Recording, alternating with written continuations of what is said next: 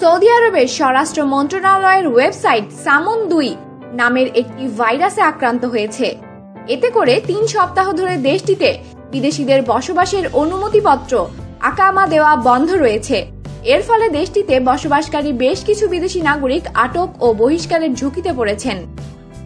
দেশটির সংবাদ মাধ্যম আল মাদিনার এক প্রতিবেদনে বলা হয়েছে, সৌদি স্বরাষ্ট্র মন্ত্রণালয় পরিচালিত আবশির ও মুকিম নামের 2টি ওয়েবসাইট সামুন-2 ভাইরাসে আক্রান্ত হয়।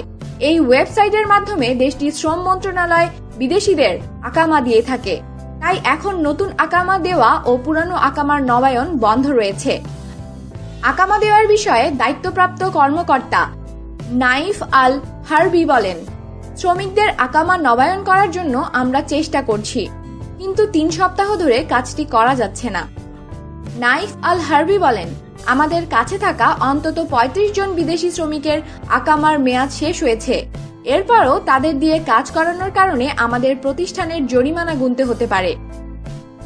আকামা সেবাদানের সঙ্গে জড়িত বাসাম আল ইউসুফ জানান, আকামা নবায়ন করতে গিয়ে তিনি অসুবিধার মধ্যে পড়েছেন।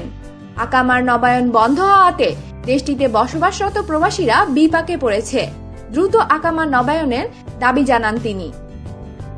আমাদের সাথেই থাকুন আর সাবস্ক্রাইব করুন।